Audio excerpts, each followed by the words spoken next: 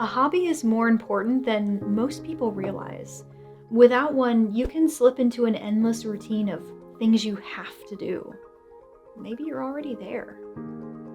Crochet can be the hobby that fulfills the wants in your life, and it can easily become the thing you look forward to after all the stuff you have to do is done. But I don't have to convince you. I mean, you're here to learn. That's why you're here. Obviously. The very first thing you'll do for any crochet project is make a slip knot so that you can secure the yarn to your hook. There are a handful of ways to make a slip knot, but here's how I like to do it. Wrap the yarn around your finger twice, pull the back loop up and over the first, then grab the first loop, pull it up and over your finger. Put the loop on your hook and pull the end that's coming from your ball of yarn to tighten it up. So the first step to crochet something is to make a slip knot. It first needs to have a steady base in your hand. That'll be your pinky. So wrap the yarn around it like this. And then it needs a little support. That's your index finger. Reach your index finger down and place the yarn on top. You'll always need a little bit of tension here to let the yarn flow through your hands, but not go flying off of your fingers. So it needs some breaks. That'll be your middle finger. And all you have to do is pinch your middle finger and index finger together to hold on to the yarn. And if you were to try to make a stitch, it would still be a little weird and awkward. You need another point of stability right here. So hold on to the tail between your thumb and middle finger. But don't forget to pinch the yarn between your middle finger and index finger, though. Those are your breaks. This is where you'll have to practice getting coordinated. With the hook pointing away from you initially, twist it to catch the yarn and continue to twist it so that the hook is pointing down while you tilt the handle up, drop the hook, and allow the loop to slide through. This is called the chain stitch, and it's the foundation for pretty much every single crochet project.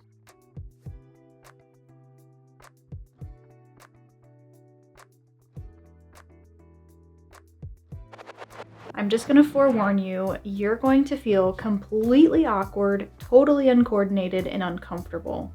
That's totally normal. I promise you this will eventually be the easiest thing that you do. But for now, I'm sure it feels totally impossible. You will get through it. The only way to get over that, though, is to just keep doing it until it feels easy. Don't even worry about the next step until then. Just keep chaining. Just keep chaining. Just keep chaining.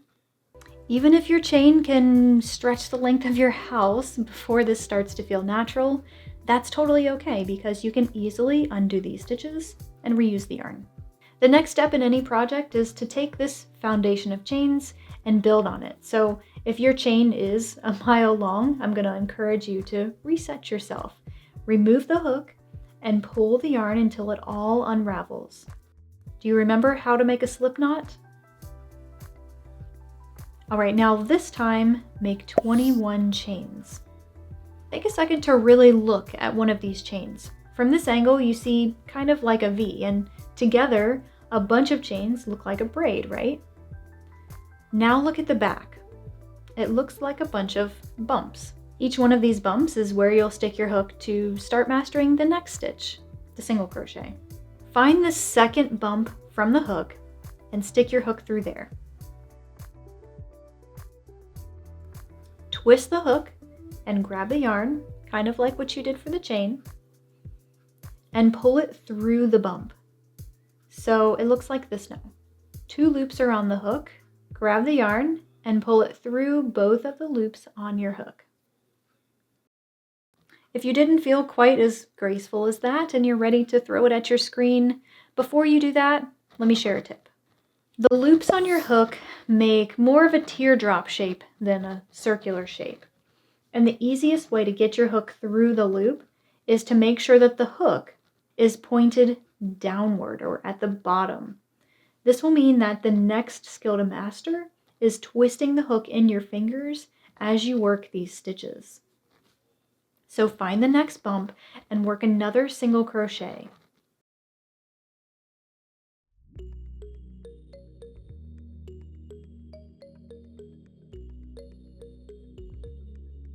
As you're doing that, a little side note here. Crochet terms like single crochet, for example, the stitch you're working now, well, they're different for folks in the US and in the UK. I'm teaching you US terms here. I remember getting to this point and thinking, okay, now what? Do I work backwards? Nope. If you're right-handed, you'll always crochet from right to left. So we need to flip it. So we make a chain. Remember how to do that? And turn the work like you're turning the page of a book. And voila, you have more stitches to work into. So look up here. See the little V? Put your hook right through underneath that V. And then make a single crochet.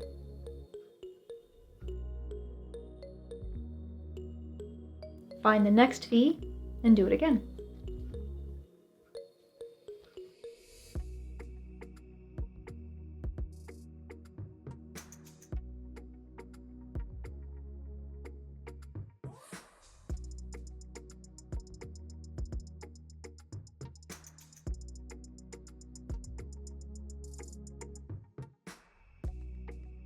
So when you run out of V's, remember at the end of a row, you make a chain, you turn it like the page of a book, and you do it all again. This time try counting your single crochets as you make them. You should count 20 before you turn and start over. And I know it may seem a little tedious to count as you go, but it's a really good habit to get into as a beginner. That way your edges will stay straight. Back to your little swatch. Yes, this one probably looks messy and you may not be proud of it. I get that. I'm totally a perfectionist. But the next thing you make, swatch, project, will look a little bit better. And then the one after that will look even more better and more better. It gets better and better with every project or every swatch you complete. So what should you do from here? Fasten off this little swatch. That's the term that we use for finishing or cutting the yarn or just being done with it. And try the process again. I challenge you to make another swatch and compare it to the first one and see if it looks better or if it looks kind of the same. And I know these swatches aren't fun to make. They're not a project. They're not something that you can use right away. But let me tell you this, there is nothing more disappointing than finding a pattern you love and setting your heart on making that when you've never crocheted anything before, because you have to work through these little kinks. Right now, your stitches look uneven, they look messy, you feel awkward. All of this feels wrong. And when you apply that to something that you really have your heart set in making, and you finish, if you finish, and it looks terrible, you'll hate crochet. And that is the last thing I want for you. But now what? What's next? Learning the half double crochet and a double crochet are a great way to move on from here. It's also a good idea to learn a little more about hooks and yarn choices and how to add new yarn to a project. And finally, start making your first real project. And I have all of that in one convenient place for you. You can check it out here or check the description or the pinned comments for a link to that resource. It's completely free too. I'm not trying to sell you anything. I honestly just want to make sure you have a good experience and that you walk away with a skill that can eventually become your favorite hobby. Happy hooking, and I'll see you in the next one. By the way, my name is Brittany, and I've been doing this, teaching people how to crochet on YouTube, for almost a decade. So it's literally my job to make sure you're successful here.